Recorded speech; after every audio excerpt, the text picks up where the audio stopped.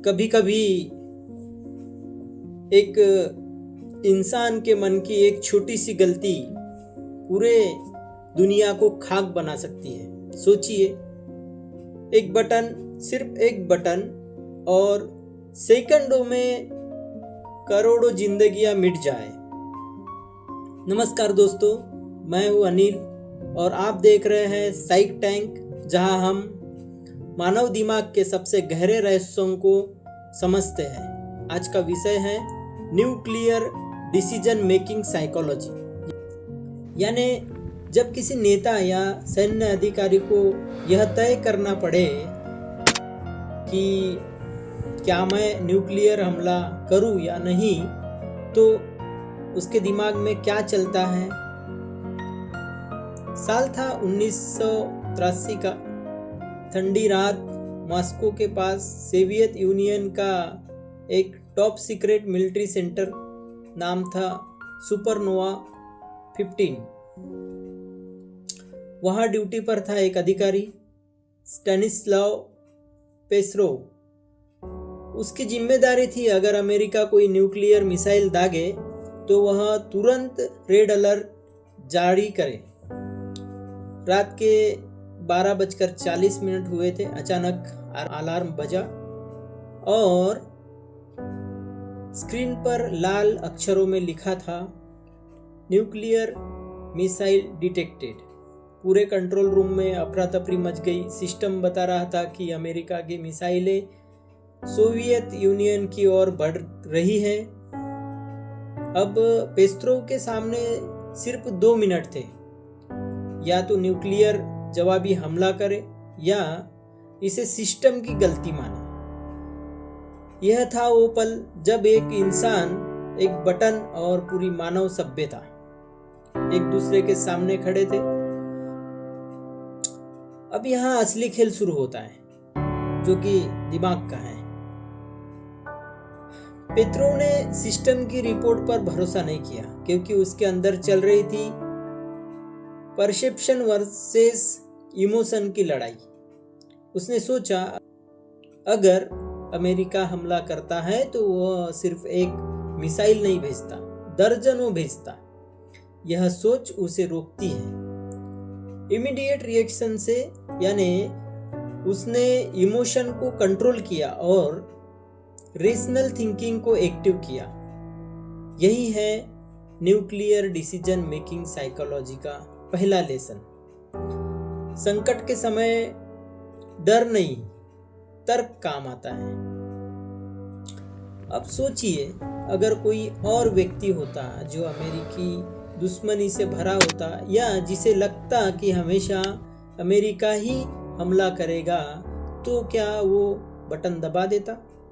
शायद हाँ। इसे कहते हैं कॉग्निटिव बेस, यानी दिमाग की वह आदत जो चीजों को अपनी मान्यता के हिसाब से देखता है।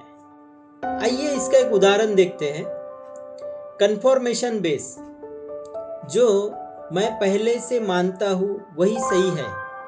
और कॉन्फिडेंस बेस, जैसे मैं जो सोचता हूं वही अंतिम निर्णय है। और होस्टिल एट्रीब्यूशन बेस, सामने वाला हर कदम मेरे खिलाफ है। यही मानसिक झुकाव बेसिस जो होता है, परमाणु निर्णयों को बेहद खतरनाक बना देते हैं। अब जरा कल्पना करें, अगर पेस्कोव के पास 10 अधिकारी होते जो चिल्ला रहे होते, अटैक करो, जवाब दो, तो क्या वो रुक पाता? बहुत मुश्किल। यही होता है ग्रुप थिंक। जब सब एक दिशा में सोचने लगते हैं और कोई सवाल नहीं करता, न्यूक्लियर निर्णयों में यह सबसे खतरनाक स्थिति होती है, क्योंकि भीड़ की मानसिकता एक व्यक्ति की समझ को कूंद कर देती है। अब सोचिए, आपके पास सिर्फ 2 मिनट हो दुनिया के भविष्य का फैसला करने के लिए। इस स्थिति में शरीर एड्रेनालिन से भरा जाता है, दिल की धड़कन बढ़ती है और दिमाग फाइट और फ्लाइट मोड में चला जाता है। ऐसे में इंसान तर्क से नहीं, भावनाओं और भय से निर्णय लेता है। यही कारण है कि कई बार न्यूक्लियर निर्णय इंसानों से ज्यादा मशीनों पर छोड़े जाते हैं। लेकिन मशीन में भावना नहीं और इंसानों में त्रुटि नहीं होनी चाहिए। दोनों का संतुलन ही मानवता को बचाता है। क्या हुआ उस रात देखते हैं। अब वापस लौटते हैं उस रात पर। पेत्रो ने सिस्टम रिपोर्ट को फॉल्स अलार्म मान लिया। उसने हमले की सूचना नहीं भेजी। कुछ मिनटों बाद सिस्टम ने खुद ही बताया फॉल्स डिटेक्शन, यानी कोई हमला नहीं हुआ था। अगर उस रात उसने बटन दबा दिया होता तो आज हम यह कहानी नहीं सुन रहे होते। यह घटना हमें सिखाती है कि परमाणु हथियारों से भी शक्तिशाली है मानव मन। जब कोई व्यक्ति चरम दबाव में भी अपनी भावनाओं को नियंत्रित करता है तो वह दुनिया को बचा सकता है। यही न्यूक्लियर डिसीजन मेकिंग साइकोलॉजी का सार है। कैसे व्यक्ति तनाव में सोचता है, कैसे वह भावनाओं और तर्क के बीच में संतुलन बनाता है और कैसे उसका मनोविज्ञान धैर्य पूरी सभ्यता की दिशा बदल सकता है। स्टैनिस्लाव पेत्रोव ने कोई युद्ध नहीं जीता। उसने सिर्फ एक फैसला लिया, कुछ नहीं करना, और इसी कुछ नहीं ने पूरी मानवता को बचा लिया। आज भी जब कोई नेता, कोई कमांडर न्यूक्लियर बटन के पास खड़ा होता है तो वह यह सवाल उसके दिमाग में गूंजता है, क्या मैं डर से निर्णय लूंगा या समझ से।